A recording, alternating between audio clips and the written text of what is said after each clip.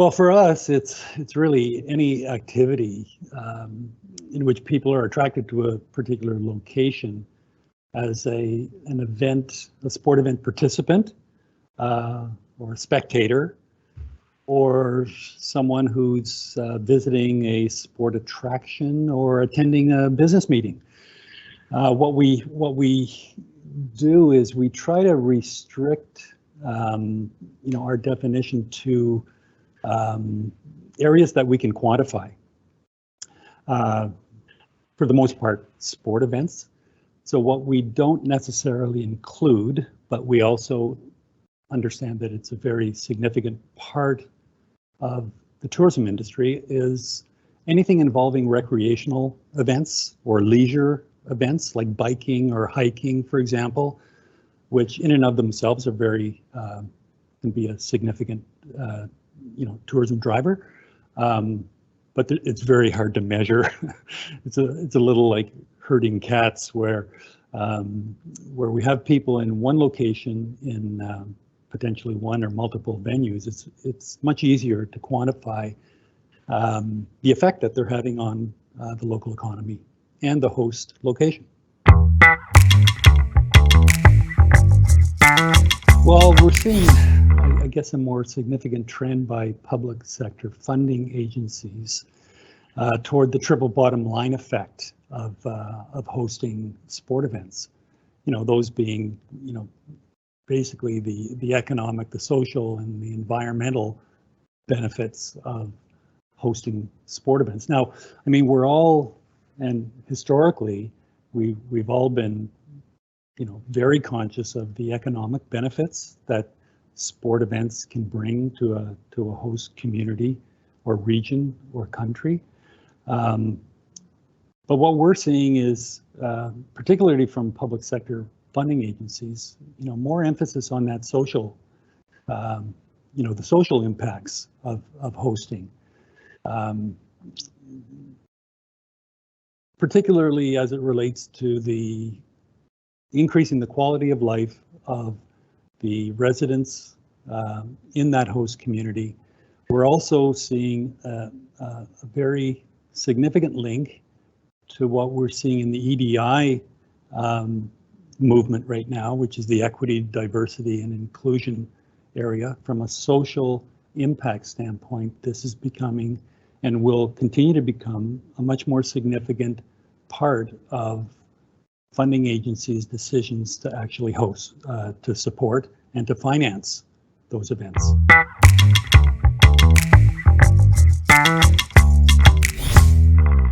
If I can look into my crystal ball, which hasn't been very accurate lately, there are a number of things I think that we need to think about in the road to recovery, and first and foremost, I think, needs to be the continued emphasis on the health and safety protocols related to the participants and the attendees or the spectators at any events that are being hosted.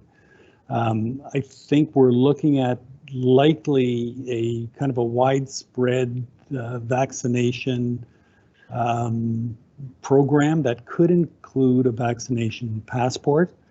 I know that's a contentious issue and from a privacy concern in many jurisdictions, as it is here in Canada. But in some form or other, I think that will be, an element that will be implemented in some form. And then a revised business model for hosting sport events that really has the capacity to include a much more balanced risk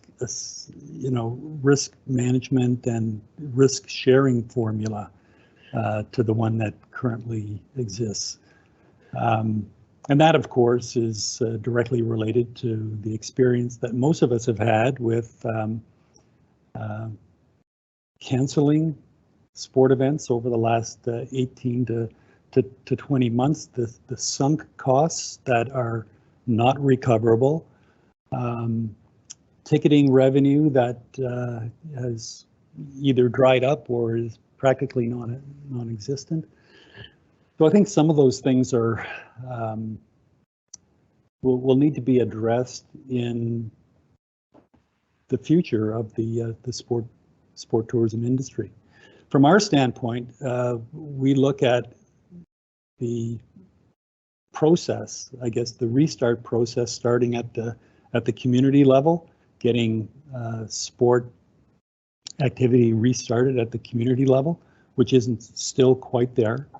Moving on to the regional level, the provincial level, to the national level, and then finally to, I guess, where we're in a position to host international sport events that involve participants and spectators from all over the world.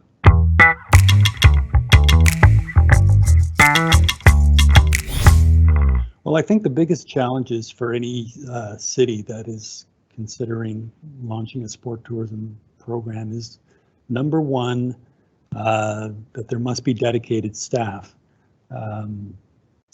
Historically, and I'm talking here 25 years ago, sport tourism was being managed off the end of someone's desk. I think what we're seeing right now is a much more sophisticated, professional, coordinated approach at the municipal level that requires dedicated staff whose first and primary function is sport tourism. Secondly, I think that there needs to be a well-defined sport tourism hosting strategy that has been contributed to by multiple stakeholders in the community, whether that's public sector, private sector, or community-based organizations. There must be support from the elected officials within that particular community, because too often we've seen bids or hosting opportunities come to a grinding halt once either local or provincial elections have occurred. And so that's one of the risk management elements that I think we all have to deal with in the industry. And then perhaps finally, and maybe most importantly, that there needs to be a significant mid to long-term funding commitment to that process at the municipal level. 1 and 2 year commitments are problematic simply because of the continuity and the competitiveness that we're seeing at all levels within this industry, particularly over the last several years. So those are my 4. There's probably several others, but those are the key ones for me.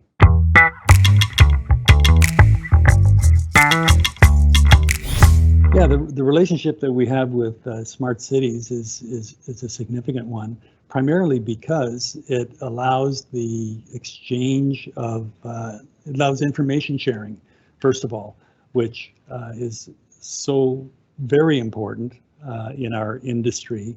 And it allows us to share best practices amongst cities. And I think that's the kind of the key element in the relationship. We can have those sometimes very confidential, difficult conversations amongst us. For example, on many occasions, we've reached out to other Smart Cities members to inquire about their experience in hosting a particular event that we would be potentially interested in. And sometimes you get a very different picture of the realities of that hosting experience than you would get from a rights holder. And that's fair enough. We all understand that, but it does provide a very interesting and important filter between the rights holder organizations and members of of the organization. So from that perspective, I would say that that is one of the largest and most advantageous. Also, the ability to attend either virtually or in person the Smart Cities conference is really a significant bonus as well, because there's really nothing like and nothing can replace that face-to-face interaction and the sharing that occurs not only in the sessions but outside the sessions as well.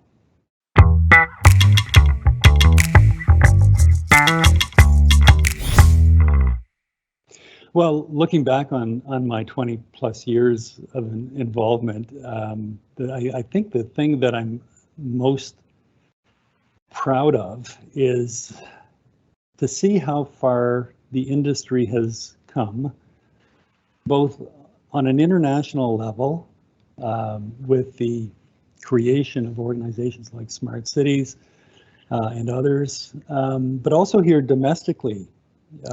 In Canada, like 30 years ago, the phrase sport tourism didn't really exist in the lexicon.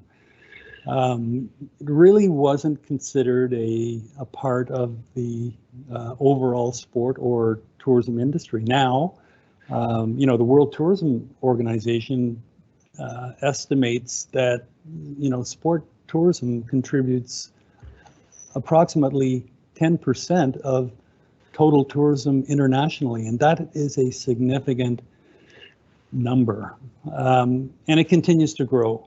So I think from a career standpoint, it was, it's been really a privilege to be involved in the early stages, in the infancy of what we now understand to be one of the most significant tourism drivers in the world.